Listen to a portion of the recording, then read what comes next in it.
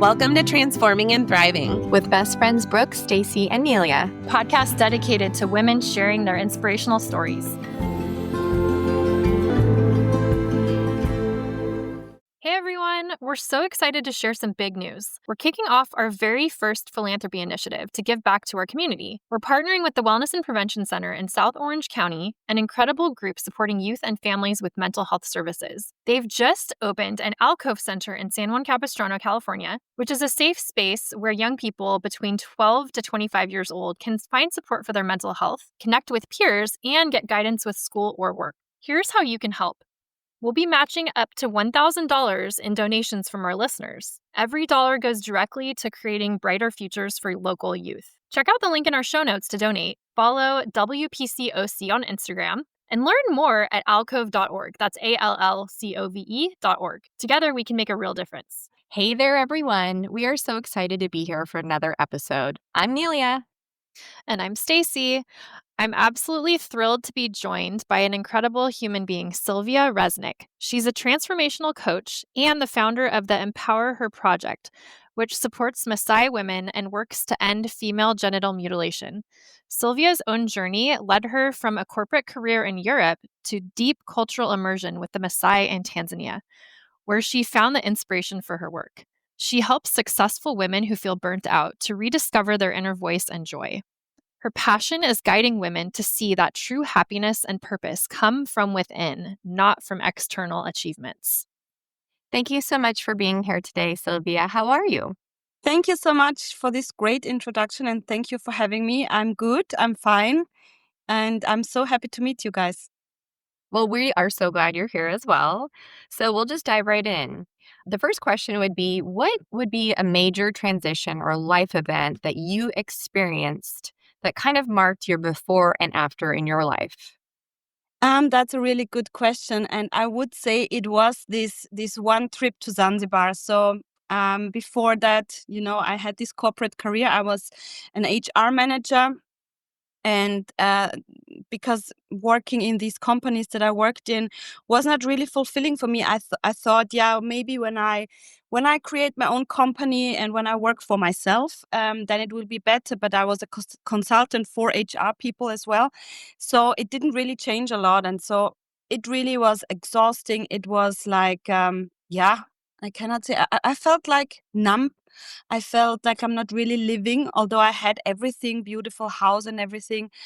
And then I decided to do this journey. It was the decision between going to the Caribbean, to Curacao, or going to Africa, to Zanzibar. And then it was Zanzibar because of Freddie Mercury. He was born there. A lot of people, they don't know it, but he's born a Zanzibarian. And so I went there wanting to do just a little bit beach vacation, laying on the white sand beaches, and maybe going for a dance in Africa, because the view that I had from Africa is that they're also fun loving people, and I was expecting that they will dance a little bit, and then everything changed. And so I can say this is the before and after thing in my life. Wow. So those are two very different locations to be debating traveling to. And I did not know that about Freddie Mercury. That's interesting. Thanks for the fun fact I was not aware of. I'm curious to hear more about what particular moment or what happened in your time in Zanzibar that stood out for you, and what made that vacation very different than what you were expecting. Yeah. What was that experience like? This pivotal moment was really, so I decided after a few days of really relaxing on the beach, I decided to do this Safari Blue trip. It's basically a boat trip to go snorkeling and everything. And this is when I met this Maasai man. So we were all waiting. There were 3 boats. And I saw him and I felt so drawn to him. I wanted to talk with him about his culture and everything. I don't know. The energy was just really... it was like a magnet. And then all of a sudden there were only 2 boats, and they told me to go on the right boat and to him and his friends on the left boat. And I was like, oh man, I wanted to meet him, but now it's not happening. And as I was entering the right boat, they said, no, don't come here, go to the left one. And I was like inside, yes. And that's when I meet my longtime friend Mango. And he introduced me basically to the Maasai culture. We met other friends, Jakob and so many other friends that I am still friends with. And they showed me a side of Tanzania or a side of life that I haven't known before. So they showed me how joyous life can be, even the small things. They showed me local food. We went to parties together. And I have to say, really, when you go to Tanzania and you meet the Maasai, go to a party with them because it's so much fun. And yeah, I felt so alive again, and something that I haven't felt in a long time before. And after those 2 weeks where we had so many experiences together, I was crying and I didn't want to go back home. But I also decided on spot that I will come back soon. And 2 months later, I stayed for the first 3 months. And then, yeah, so much time has passed since then, and it has changed my life completely. Yeah. Wow. So you went and stayed for 3 months after that experience. What Yes. was it that led you to make that? That's a major decision and a huge commitment. What was it that kind of sparked that desire for you? Yeah, I cannot really say it, but it was this feeling of being alive, of being happy, seeing these people, how they live their life with all these challenges and being so happy. And yeah, getting to, I wanted also to get to know the culture a little bit better.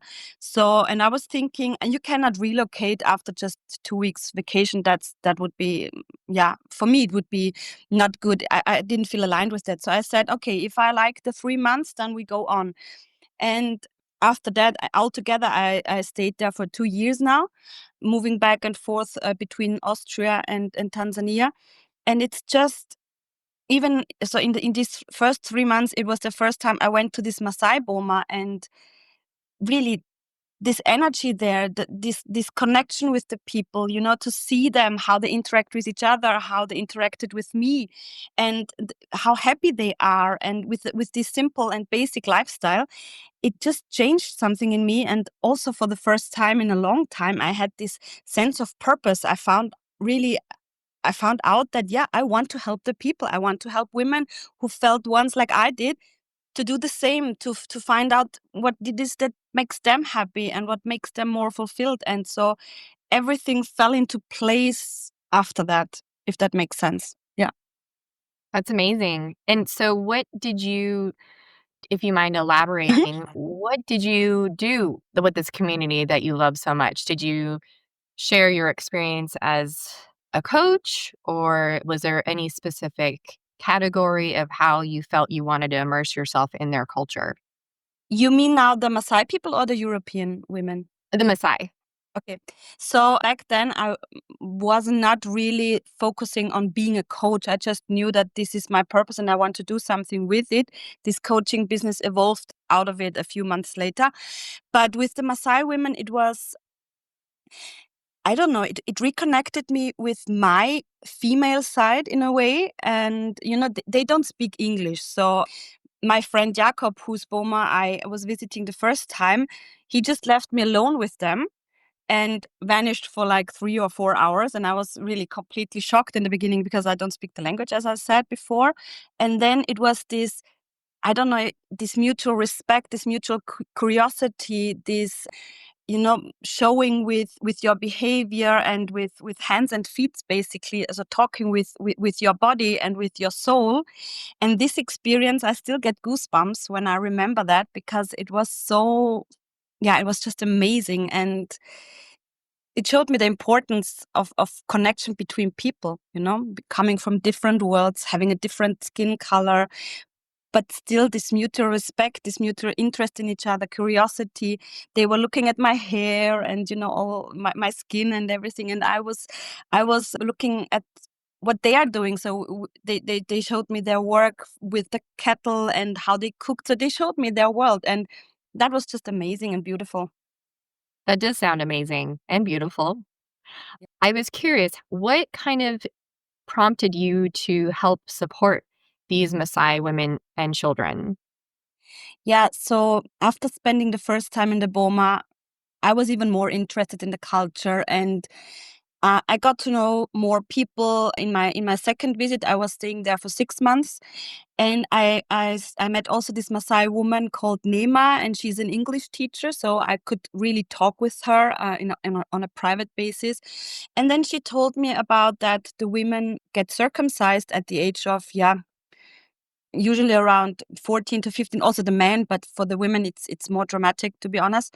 And so she told me about these things, and she told me also about her life. She was in a very violent relationship with her husband. He beat her and everything, and she is a fighter, and she divorced him, which is very, very rare in the Maasai community.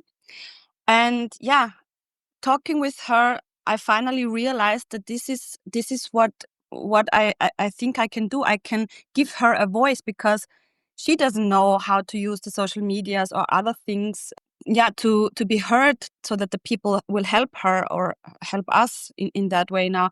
And so this is how it slowly evolved, that we created this project together with other Maasai.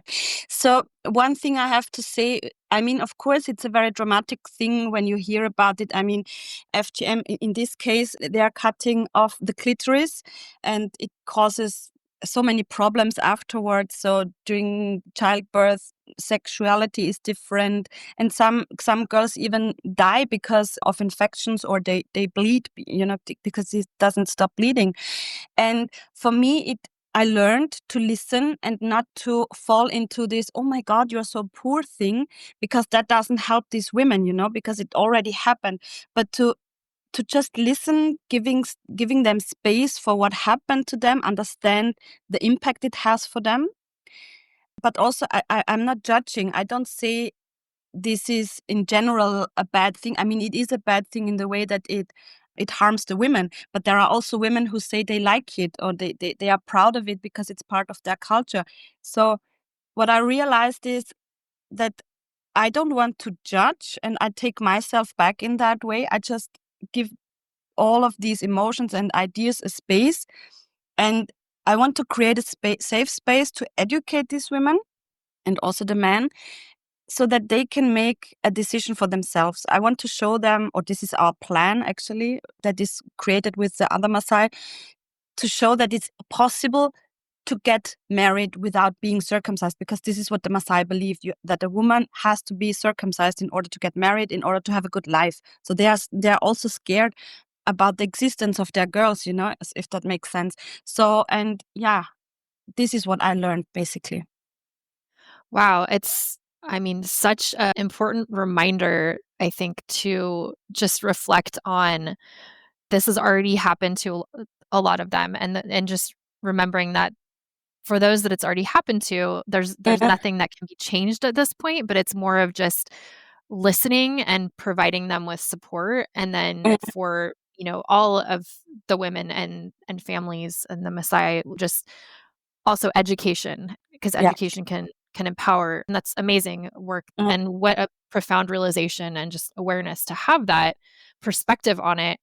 I'm wondering how that has shaped or fueled just all of the work that you're doing now, because I know you're doing coaching as well in Europe. So, and then you're still going back and forth between Europe and Tanzania. So I'm curious how that's kind of informed like everything that you're doing now. Mm-hmm. That's also a very good question. It has helped me to better, again, provide this space for my clients. So, because a lot of women around the world go through traumatic experiences, either in childhood or later on. So there are so many women who have experienced bad things. And I think for most of them, it's not really helpful if you again fall into this mode of, oh my God, I'm so sorry for you. And if you basically, how can I explain that? I don't want to belittle them, because what has happened to them is not what shapes, or it of course it shapes you as who you are, but it's not defining them, And I want to provide this space for these women and help them to integrate that into their personality, but also to understand that they are not a victim, that they can get out of these kind of things, and that they can work around it and find a way to move on, because that's basically what coaching is. It's finding a way to move on despite what happened to you. So, for example, that maybe that's a stupid example, but if you've been a smoker, you are a smoker or an alcoholic, because they say you are always an alcoholic even if you stop drinking. And maybe this label, I'm an alcoholic, is not really helping you. You know what I mean? So if you can say, okay, I had this part of my life where I was drinking heavily, where I was an alcoholic, but now I'm not, because I stopped drinking. I have created my own, or a new persona, or a new part of my life, or who I am. And I think to give the people this possibility to not identify about what has happened to them, but to shape them in a new way. I think that is something that is giving hope, or positive. Yeah. Well, you sound like an amazing person and friend. I do my best. um, well, it sounds like it. And I really, really appreciate it. And I wanted to say, could you maybe elaborate more about your Empower Her project? So the Empower Her project, I created it with a Maasai friend whose name is Simon. He started this Nadamu, or Maasai woman organization. He created this organization in 2020, I think. And he already started to do some projects to empower women, Maasai women. When, for example, one project is to help them create a business, for example, to sell beans or rice or whatever. And yeah, to help them how to do this, how to find the places, and so on. Another part is education. So I was visiting the school around Arusha in Monduli, and he's supporting this school. It's also for Maasai children, because again, he thinks, and I support that idea, that the children are the future. So we have to work with them in order to shape the community, and to help the community also to sustain. Because of course the Maasai are challenged by so many things, modern world, I would say, and also some political issues. And together with him and with this organization in the background, I found also Nema. I was talking about her before. And my gynecologist, she's also a woman. So we were talking about this again as well. And then she said, yeah, she did some projects before during her time as a student in Kenya, not with the Maasai, but with other people. And yeah, she wants to help as well. So our plan is, as soon as we have the fundings, to really go there, to educate the women there, maybe for her also to do some examinations for the women if needed, to get the trust, and then to find a solution that is coming from within their culture. Because it's also, I don't think that we as Europeans, or as a white woman, we should tell them what to do. It has to come from their community and in their solutions, so it can be really sustaining and a long-lasting transformation. So these are the plans that we have, yeah.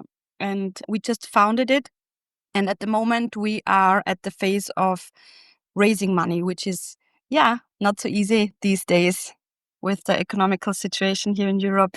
Yeah. Yeah, I can't imagine. Mm. And I think it's so helpful to see how, or hear that you've been able to connect your personal experience, but also kind of tie that into a mission to helping others, which I commend you and I admire you for.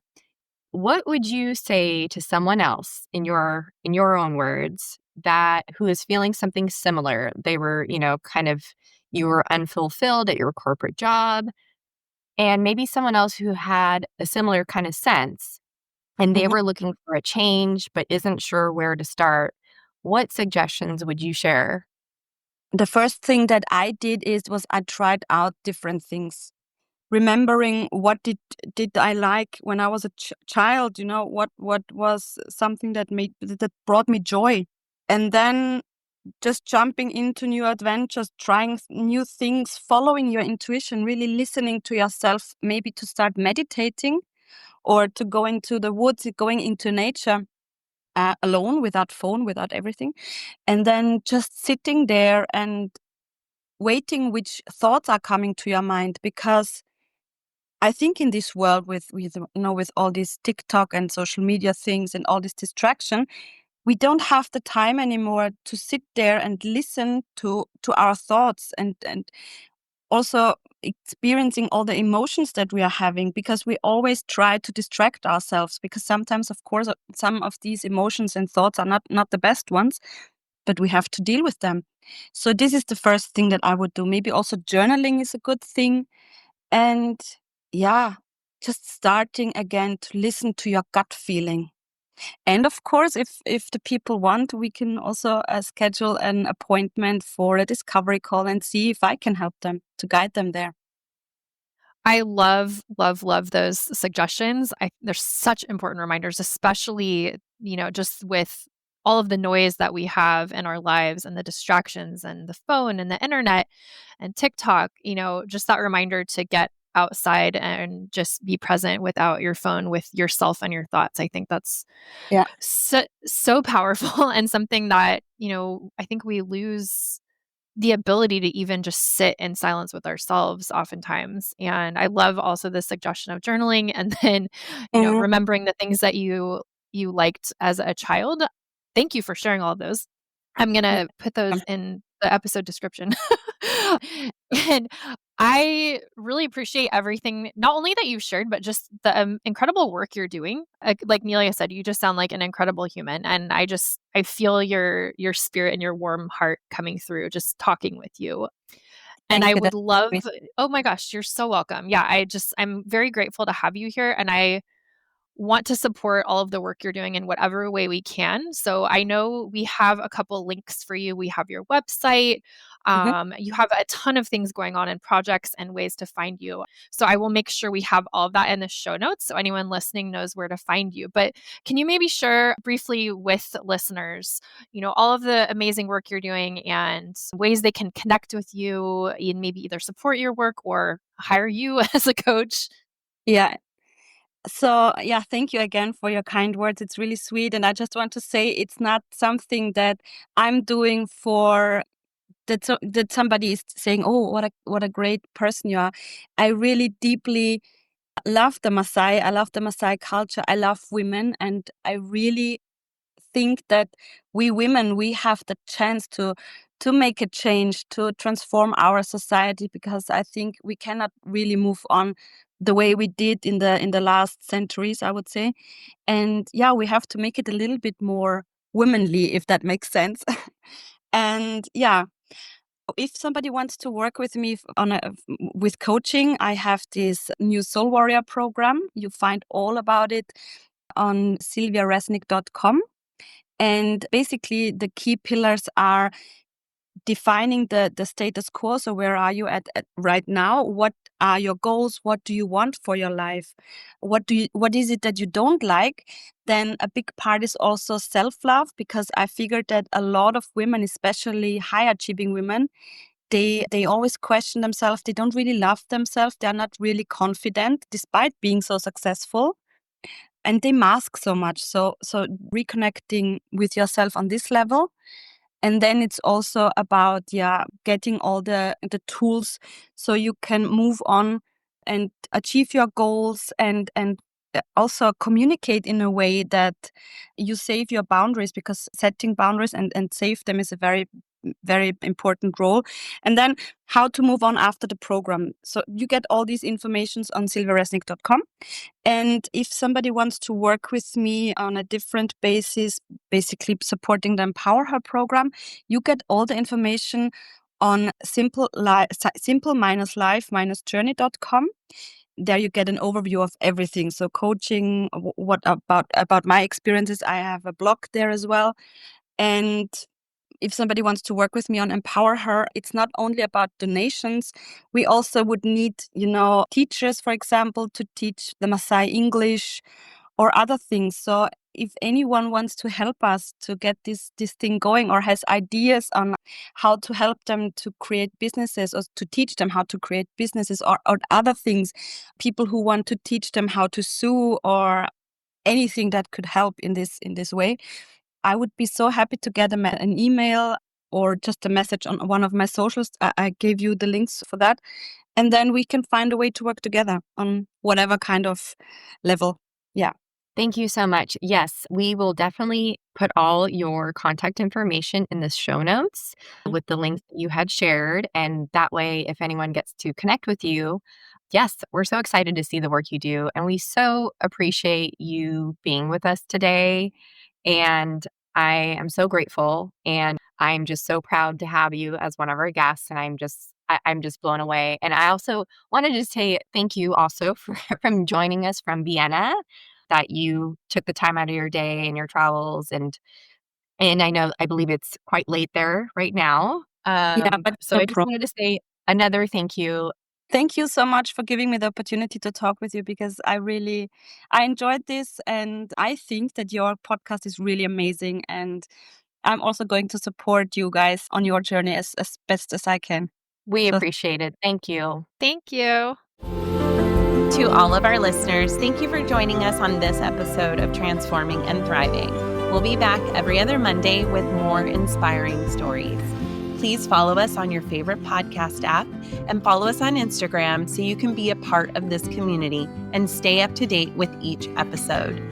Feel free to leave a review so that we can get your valuable feedback and other people can find these powerful stories. We're all in this crazy life together, so let's move through it together. See you there.